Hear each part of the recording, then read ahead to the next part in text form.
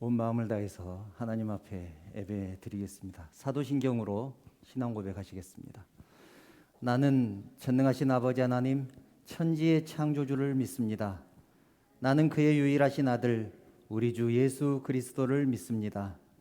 그는 성령으로 잉태되어 동정녀 마리아에게서 나시고 본디오 빌라도에게 고난을 받아 십자가에 못 박혀 죽으시고 장사된 지 사흘 만에 죽은 자 가운데서 다시 살아나셨으며 하늘에 오르시어 전능하신 아버지 하나님 우편에 앉아 계시다가 거기로부터 살아있는 자와 죽은 자를 심판하러 오십니다.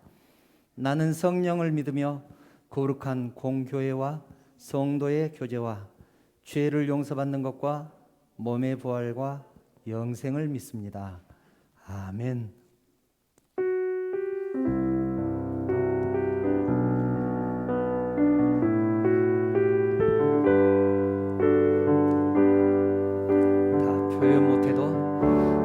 표현 못해도 나 표현하리라. 다 고백 못해도 나 고백하리라. 다 할 수 없어도 나 알아가리라. 다 닮지 못해도 나 닮아가리라. 다 표현 못해도 나 표현하리라. 다 고백 못해도 나 고백하리라. 다 할 수 없어도 나 알아가리라. 못해도 나 닮아가리라. 그 사랑 얼마나 아름다운지, 그 사랑 얼마나 날 부욕해 하는지, 그 사랑 얼마나 크고 놀라운지를, 그 사랑 얼마나 나를 감격하게 하는지. 다 표현 못해도 다 표현 못해도 나 표현하리라. 다 고백 못해도 나 고백하리라. 할 수 없어도 나 알아가리라. 다 닮지 못해도 나 닮아가리라.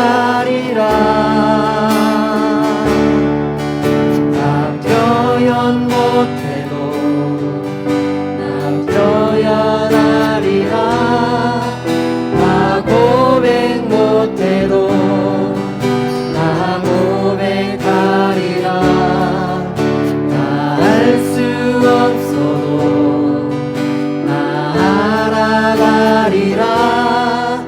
다 닮지 못해도 나 닮아가리라. 그 사랑 얼마나 아름다운지, 그 사랑 얼마나 날 부욕해 하는지, 그 사랑 얼마나 크고 놀라운지를, 그 사랑 얼마나 나를 감격하게 하는지. 그 사랑 얼마나, 그 사랑 얼마나 아름다운지, 그 사랑 얼마나 날 부욕해 하는지, 그 사랑 얼마나 크고 놀라운지를, 그 사랑 얼마나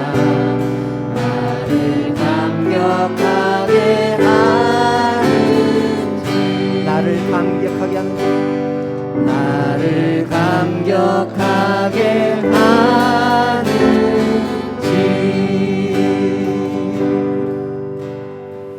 할렐루야. 아멘.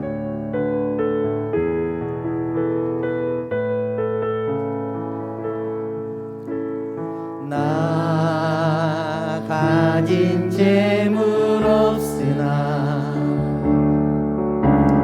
나 남이 가진 지식 없으나 나 남에게 있는 건강 있지 않으나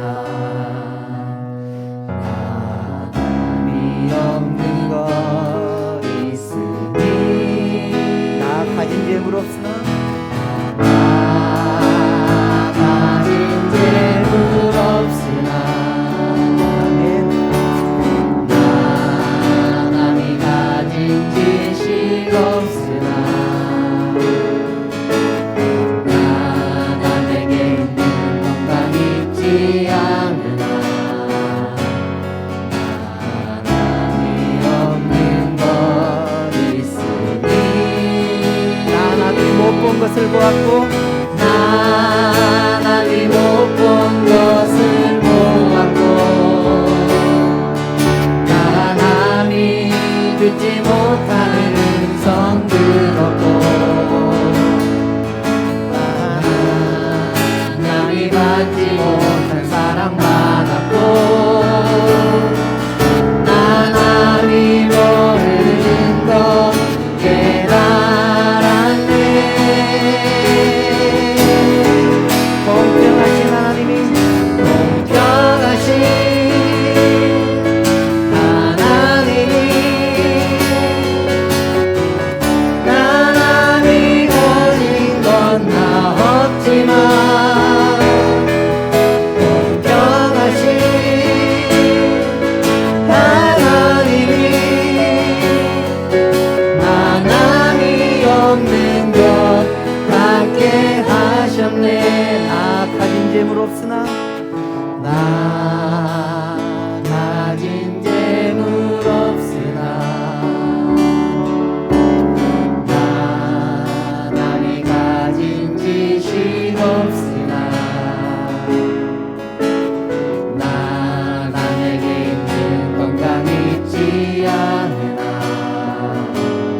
나 남이 없는 것 있으니 나 가진 재물 없으나 나 가진 재물 없으나 나 남이 가진 지식 없으나 나 남에게 있는 건강 있지 않으나 나 남이 없는 것 있으니 나 남이 못 본 것을 보았고 나 남이 듣지 못하는 음성 들었고 나 남이 받지 못한 사랑 받았고 나 남이 모르는 것 깨달았네. 공평하신 하나님이 나 남이 가진 건 나 없지만 공평하신 하나님이 나 남이 없는 것 갖게 하셨네. 공평하신 하나님이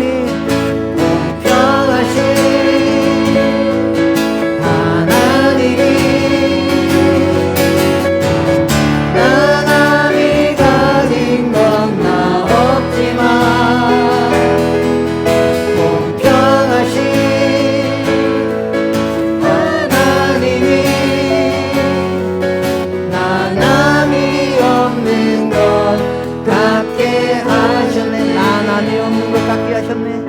하나님이 없는 것 같게 하셨네.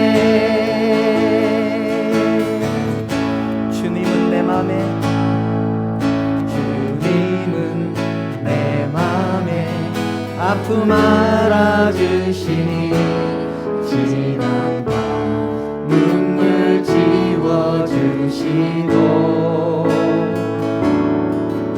아침에 돋아난 여린 불들과 같이 내 맘을 새롭게 하네. 흐르는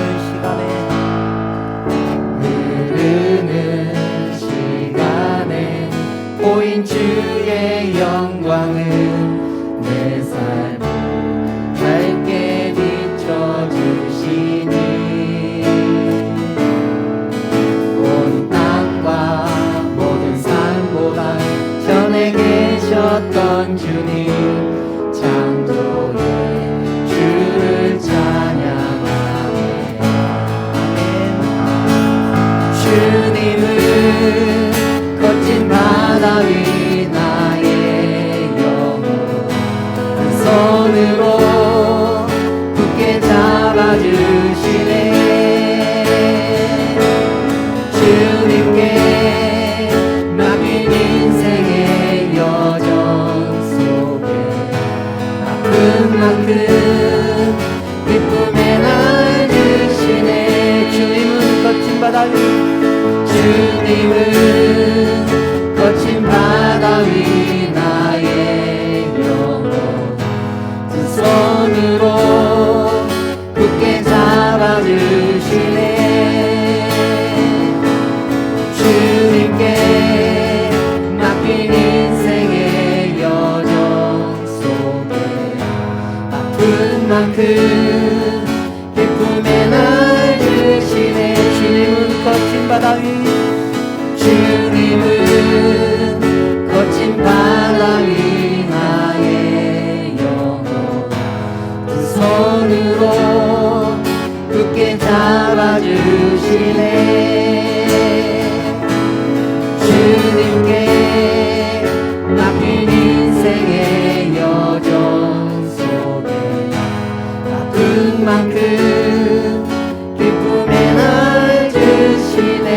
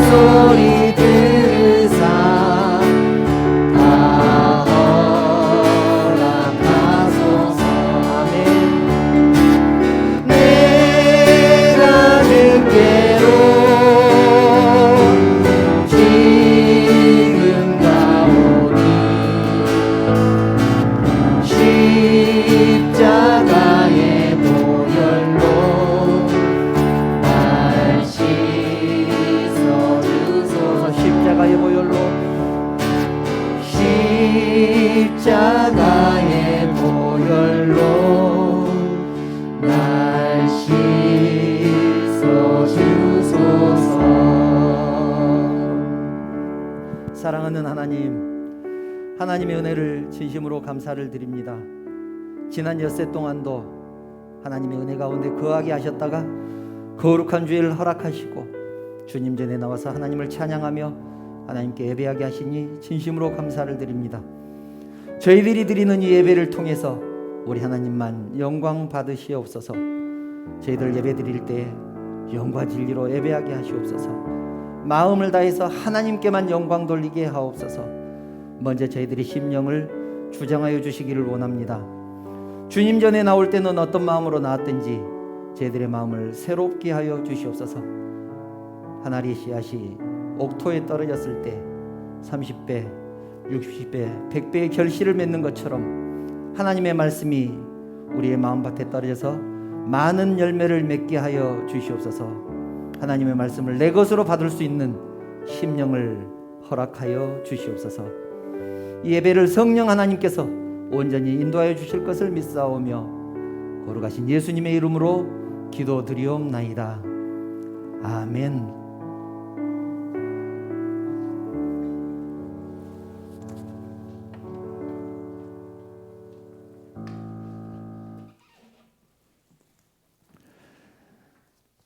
하나님 말씀 함께 보겠습니다. 오늘 우리에게 주신 하나님 말씀은 사도행전 15장 14절부터 18절 말씀입니다. 사도행전 15장 14절부터 18절 말씀입니다. 하나님의 말씀 제가 봉독하겠습니다.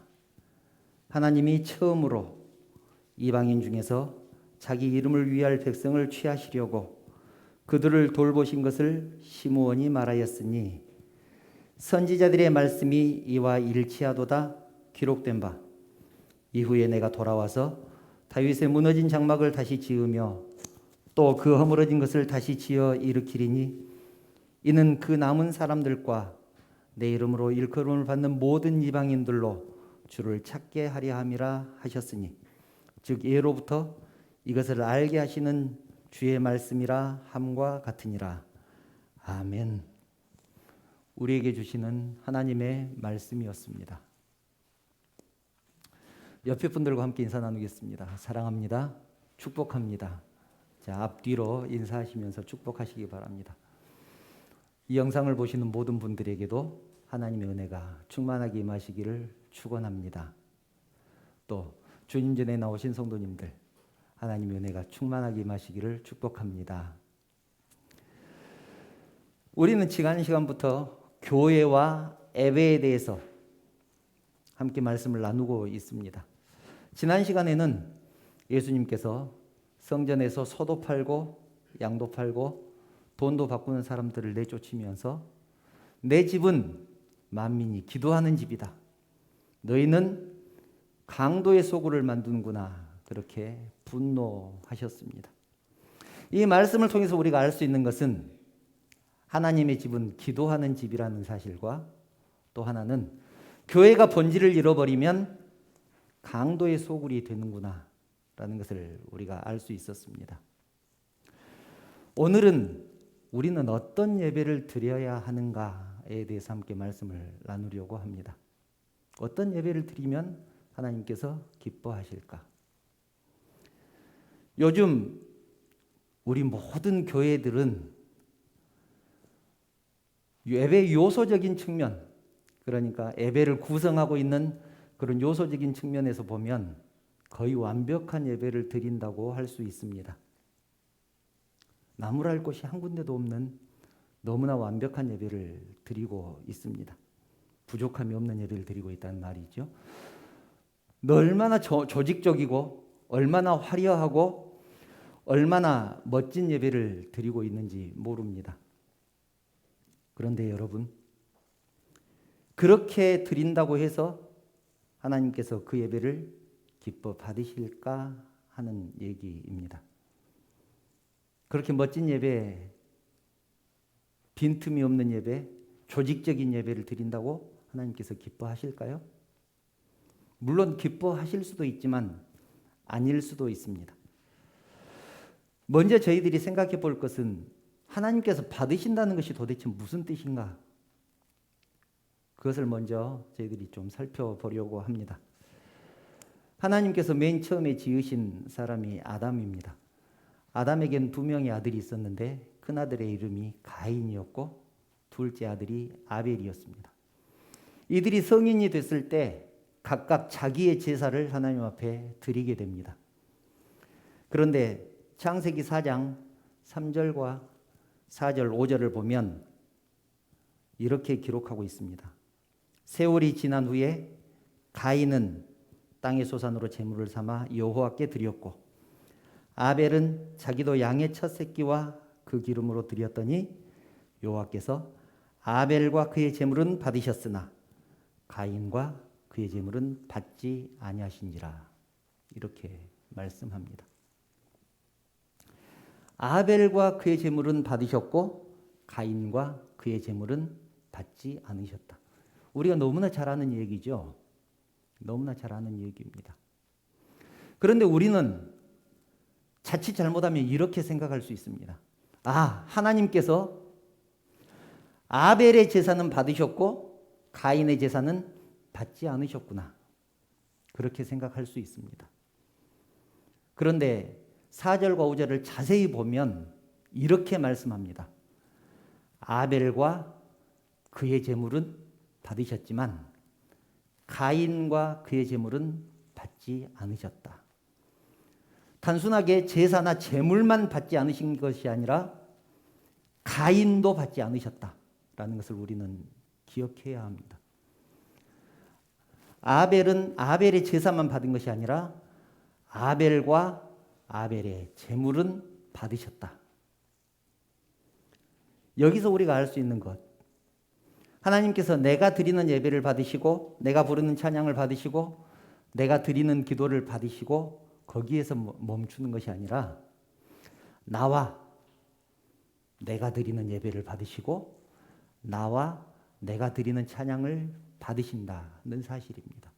이것이 하나님께서 우리 예배를 받으신다라는 성경적인 의미입니다. 그래서 우리는 예배에 대한 개념을 바꿔야 합니다. 내가 드려지지 않으면 내가 드리는 예배는 받지 않으신다는 사실이죠.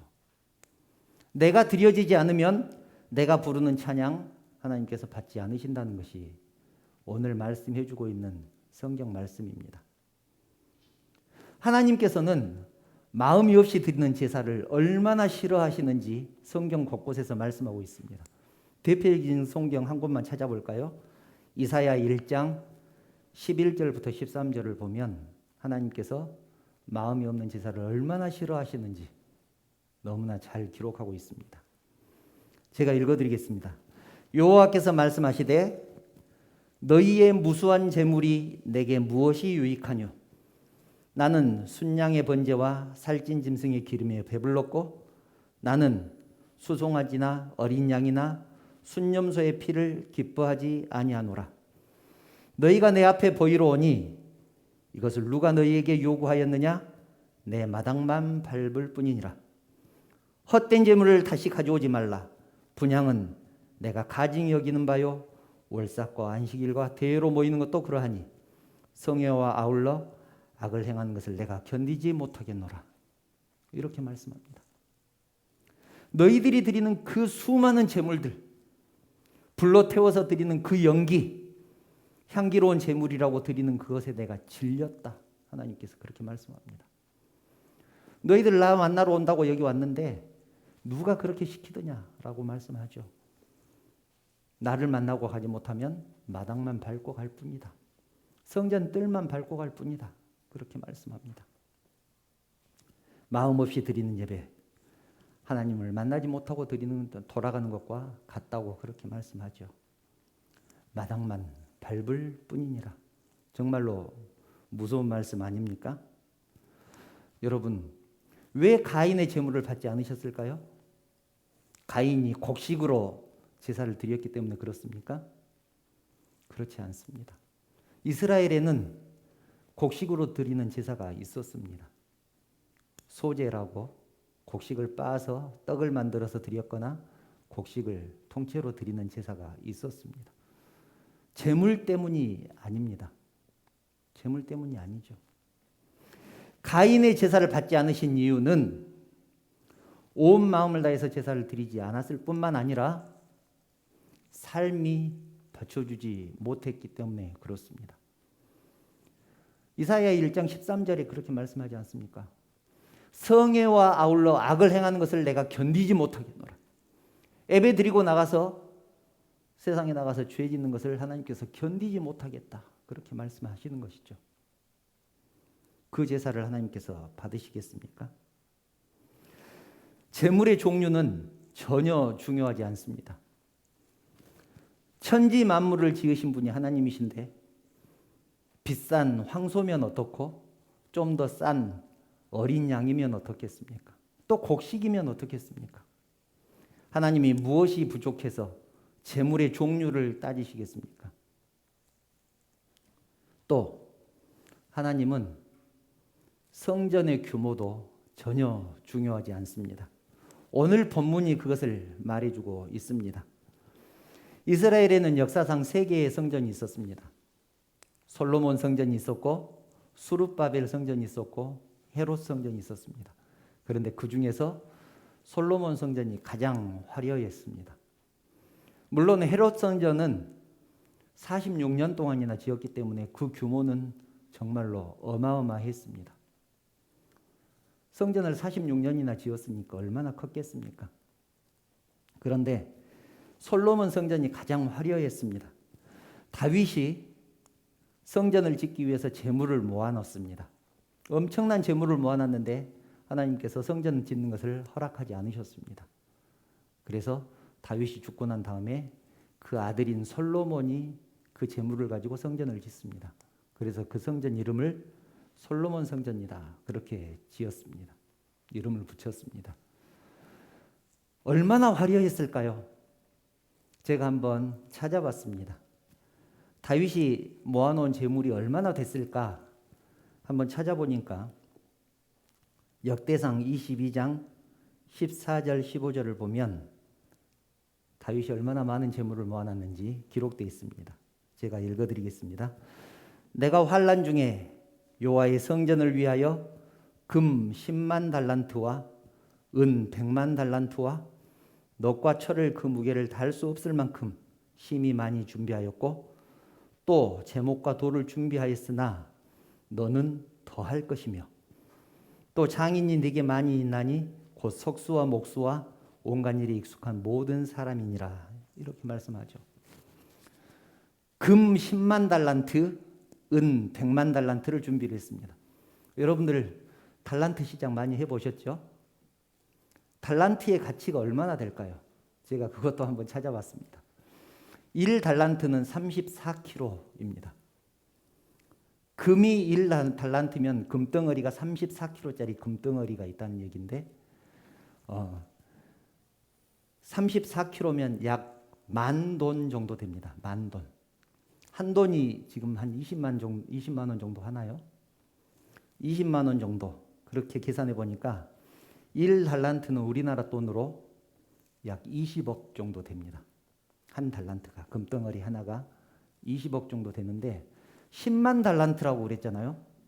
거기다 10만을 곱하니까 200조가 됩니다. 다윗이 성전을 짓기 위해서 금을 200조만큼을 준비를 해뒀습니다. 그래서 성전 기둥을 금으로 쌌다는 것 아닙니까? 성경을 보면 그렇게 기록되어 있습니다. 기둥을 금으로 쌌습니다. 은이 100만 달란트인데 은은 좀 더 싸니까 이것도 계산해 보니까 133조 정도 됩니다. 그리고 철과 놋은 셀 수 없을 만큼 많이 준비를 해놨습니다. 그리고 15절을 보면 그 분야에 뛰어난 장인, 석수, 목수, 온갖 일에 익숙한 사람들을 전부 붙여서 성전을 짓게 했습니다. 얼마나 화려했을까요? 상상을 할 수 없을 만큼 화려하게 성전을 지었습니다. 그런데 오늘 본문을 보면 16절을 보면 이렇게 말씀합니다. 이후에 내가 다시 돌아와서 다윗의 무너진 장막을 다시 지으며 그 허물어진 것을 다시 지어 일으키리니 이렇게 말씀합니다. 다윗의 무너진 장막을 다시 지으며 그 허물어진 것을 다시 지어 일으키겠다. 다시 지어 일으키겠다. 이 말씀은 아모스 9장 11절에 있는 말씀을 인용한 말씀입니다. 구약의 소선지자 아모스 9장 11절에 똑같은 말씀이 기록되어 있습니다. 그날에 내가 다윗의 무너진 장막을 일으키고 그것들의 틈을 막으며 그 허물어진 것을 일으켜서 옛적과 같이 세우고, 그 말씀을 사도행전에서 인용한 말씀이죠. 장막은 이스라엘 사람들이 사는 천막을 말합니다. 하나님은 다윗의 무너진 장막을 다시 짓겠다.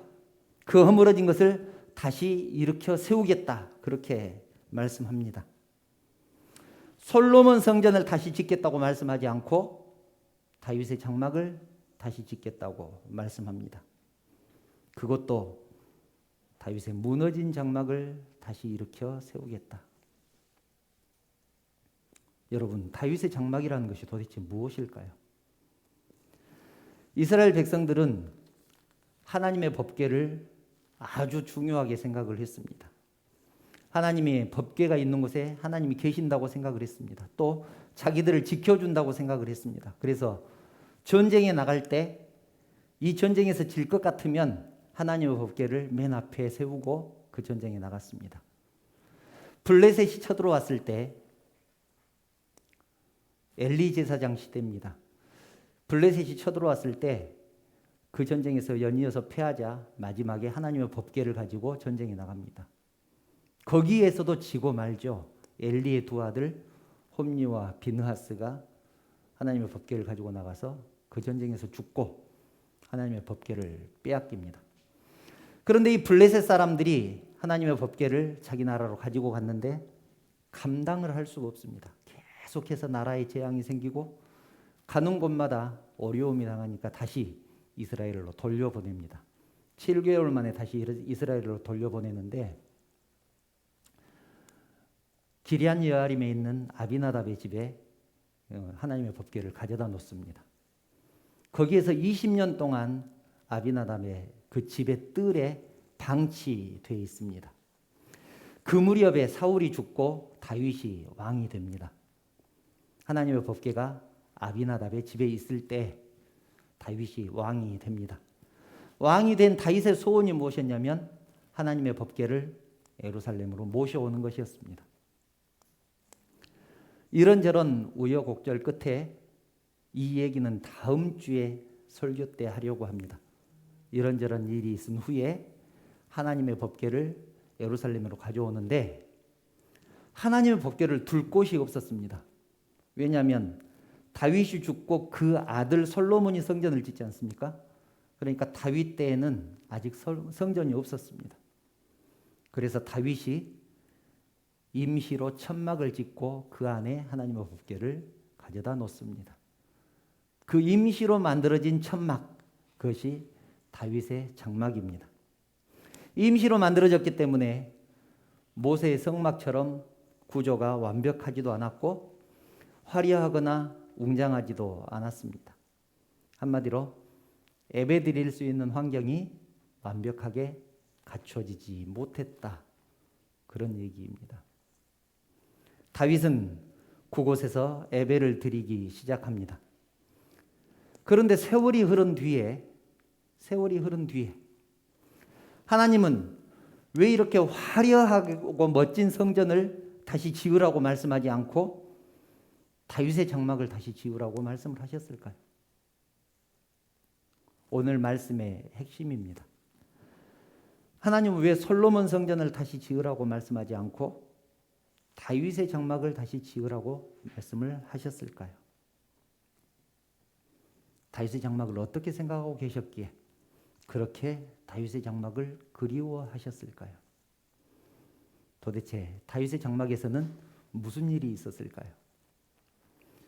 다윗은 하나님의 법궤를 장막으로 옮긴 다음에 자기가 할 수 있는 최선을 다해서 하나님을 예배합니다. 성경을 찾아보면 레위 지파로 하여금 밤낮으로 쉬지 않고 하나님을 찬양하게 했습니다.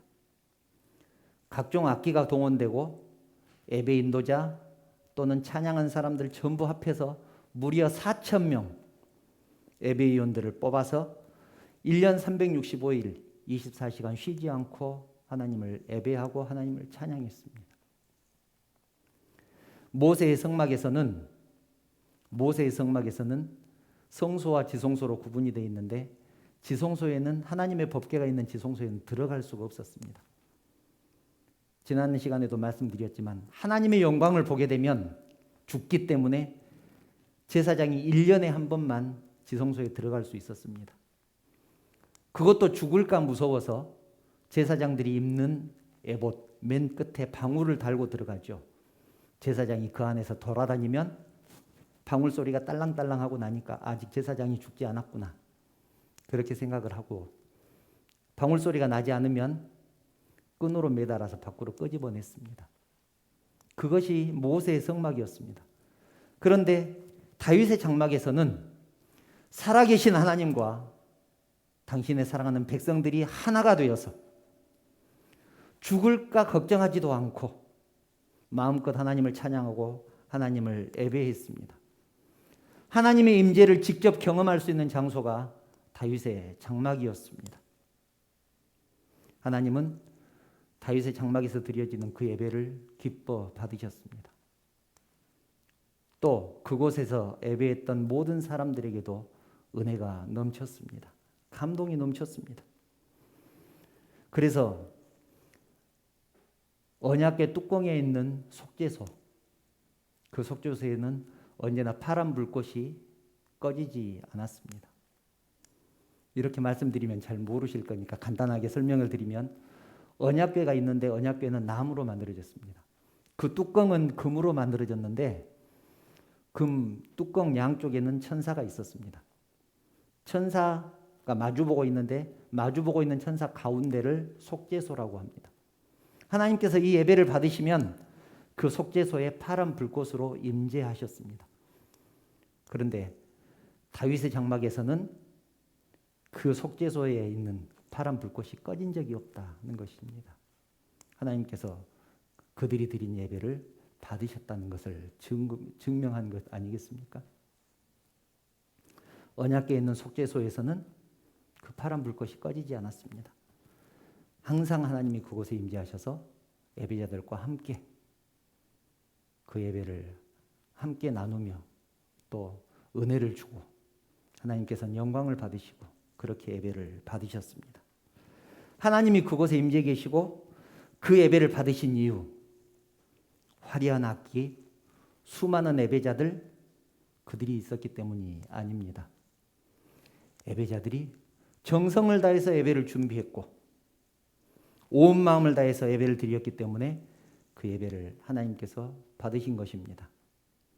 그 뒤에 솔로몬 성전이 지어지고 수많은 예배자들이 지나갔습니다. 그러나 하나님은 전혀 그들의 예배를 그리워하지 않으셨습니다. 솔로몬 성전을 다시 짓고 싶다고 말씀하시지 않고 수룹바벨 성전, 헤롯 성전을 다시 짓고 싶다고 말씀하지 않으셨습니다. 오직 다윗의 장막을 다시 일으키고 싶다고 말씀하셨습니다. 그때가 참 좋았는데 그런 말씀입니다. 오늘 말씀의 제목이 그때가 참 좋았는데입니다. 하나님께서 그렇게 생각하셨습니다. 다윗의 장막 때가 정말 좋았는데 지금은 그 점만 못하는 것 같아요. 하나님께서 그렇게 지금 말씀하고 계시는 것이죠. 그때가 좋았다고 말씀합니다. 하나님은 예배 환경이나 어떻게 예배를 드리느냐가 전혀 중요하지 않습니다. 재물에 따라서 좌우되는 것도 아니고 성전의 크기에 좌우되는 것은 더더욱 아닙니다. 예배자가 어떤 예배를 드리느냐, 예배자가 드려지는 예배를 드리느냐, 하나님에게는 그것이 너무나 중요합니다. 하나님은 화려한 예배가 아니라 정성을 다해서 드리는 예배, 그 예배를 기뻐 받으신다는 사실을 기억하시기 바랍니다. 사랑하는 성도 여러분, 이제 말씀을 정리합니다. 하나님은 다윗의 장막을 그리워하셨습니다. 그때가 좋았다는 말은, 다윗의 장막을 그리워하신다는 말은 지금은 다윗의 장막 때와 같지 않다, 다윗의 장막 때보다 못하다, 그런 얘기 아니겠습니까? 지극히 인간적인 표현이라 죄송하지만 저는 그것을 하나님의 추억이라고 표현을 해보았습니다. 하나님께서 그때를 그리워하시는구나. 그 다윗의 장막에 대한 추억을 가지고 계시는구나. 하나님이 다윗의 장막을 그리워하신 이유는 다윗의 장막에서 있었던 예배자들과의 추억 때문이었습니다. 온 마음을 다해서 예배하는 예배자들과 보냈던 그 아름다운 시간들을 하나님께서는 그리워하셨습니다. 성도 여러분, 여러분은 하나님과의 추억이 있습니까?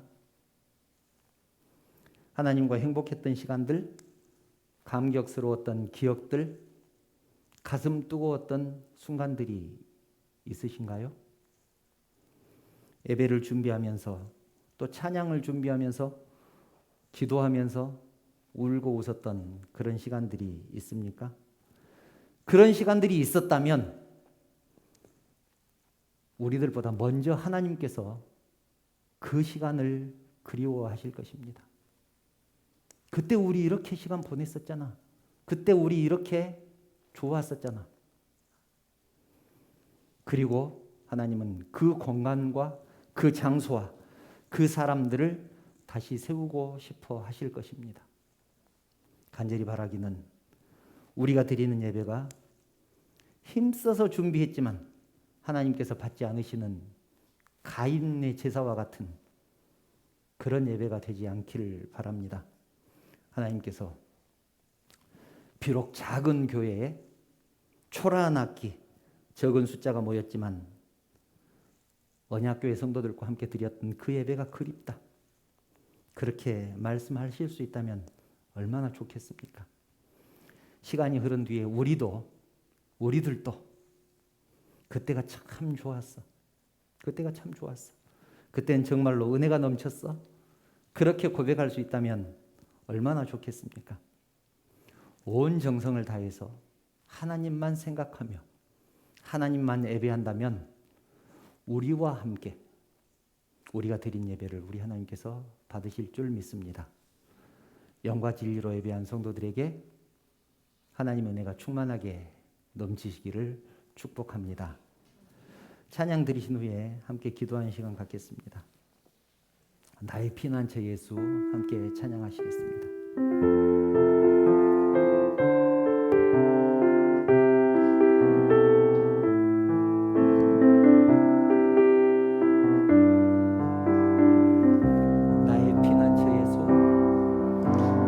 피난처 예수 의지해요. 나의 피난처 예수 의지해요. 나의 가는 길에 거센 바람 몰아쳐와도 나의 피난처 예수 의지해요. 나는 영원히 주님 사랑해요. 나는 영원히 주님 사랑해요. 아멘. 나는 영원히 주님 사랑해요. 세상 어떤 것도 나의 사랑 끊을 수 없네. 나는 영원히 주님 사랑해요. 아바 아버지, 아바 아버지, 나를 사랑하시는 나의 모든 것 주께 드려요. 아바 아버지, 내가 여기 있으니 주님 영광 위하여 써주세요. 아바 아버지, 아바 아버지, 나를 사랑하시니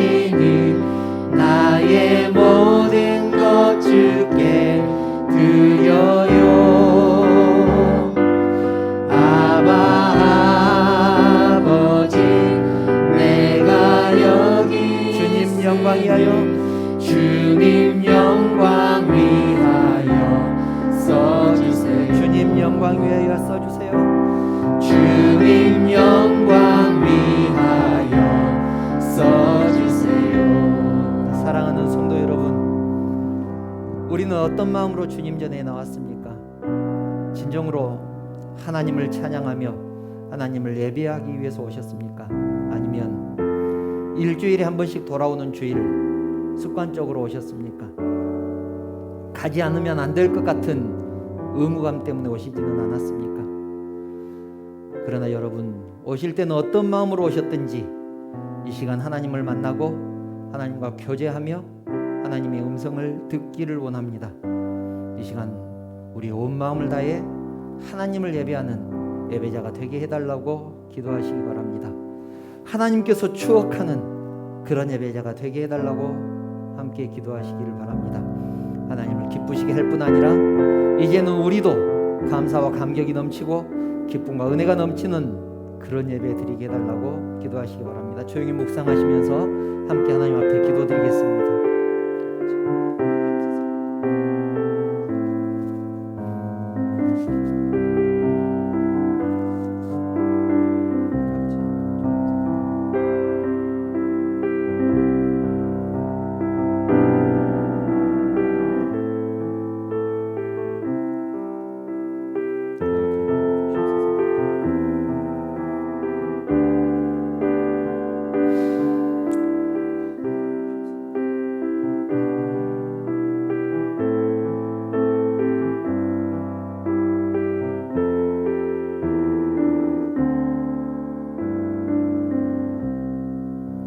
거룩하신 하나님, 하나님의 은혜를 진심으로 감사를 드립니다. 죄와 허물로 죽을 수밖에 없는 저희들, 진노의 자녀였던 저희들 구원하여 주신 것도 감사한데 주님 전에 불러주시고 예배자의 자리에 있게 하시니 진심으로 감사를 드립니다. 하나님, 이 시간 저희들이 드리는 이 예배, 저희들과 함께 이 예배를 받으시기를 원합니다.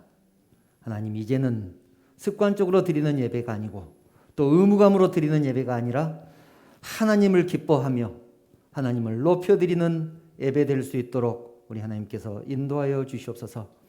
저희들 어떤 마음으로 왔든지 주님의 은혜로 또 주님의 사랑으로 충만할 수 있도록 우리 하나님께서 인도하여 주시옵소서. 온 마음을 다해서 예배를 준비하고 저희들의 신령과 진정을 다해서 하나님을 예배하는 저희들 될 수 있도록 인도하여 주시옵소서. 이 시간 하나님 앞에 귀한 예물을 드립니다. 저희들에게 허락하신 그 모든 것들은 우리 하나님께서 주셨다는 것을 고백하는 의미로 11조를 드립니다. 또 베풀어 주신 은혜에 감사해서 감격해서 감사헌금을 드립니다. 주님 전에 빈손으로 나오지 않고 내 마음을 드리고 정성을 드리는 의미로 주일 헌금을 준비해서 드립니다. 저희들이 드리는 예물 우리 하나님께서 받으시고 흠양하여 주시옵소서. 그리고 이 물질이 사용되는 곳에 열매가 맺혀질 수 있도록 우리 하나님께서 친히 인도하여 주시옵소서. 모든 말씀을 거룩하신 예수님의 이름으로 기도드리옵나이다. 아멘. 교회 소식 말씀드리겠습니다. 주임 전에 오신 여러분들 환영하고 축복합니다. 계속해서 광고 드리고 있는데요. 다음 주로 돌아왔습니다. 다음 주일 오후 3시에 예배당에서 설립 예배를 드립니다. 우리 성도님들 모두 참석하셔야 됩니다. 노예에서 어른들이 오셔서 우리 성도들이 몇 분이나 되는지 또 확인도 하고 그런 시간들이 있습니다. 그러니까 꼭 참석하셔서 함께 예배에 동참하시면 대단히 감사하겠습니다. 우리 성도님들 너무 잘해 주시고 계시는데 예배당에서 방역수칙 잘 지켜주시기를 부탁드립니다. 혹시 다른 광고 또 있으실까요?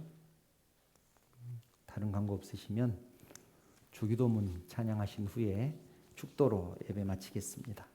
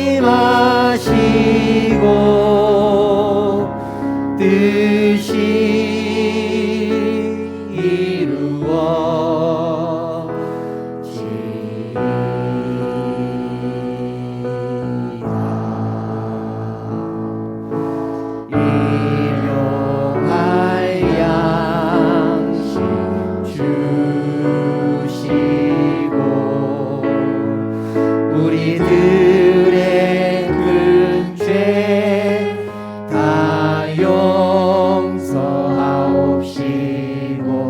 또 시험에 들게 마시고 악에서 구원하소서. 내게 주의 나라 주의 권세 주의 영광 영원히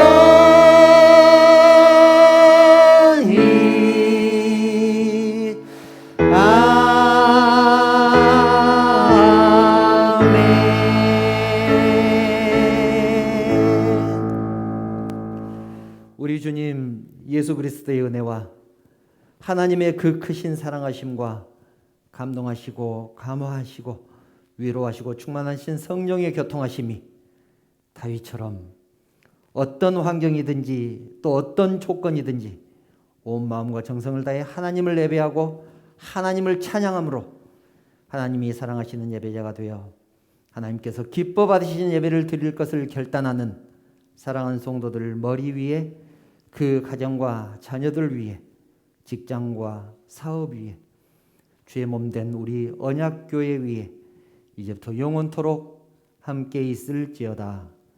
아멘.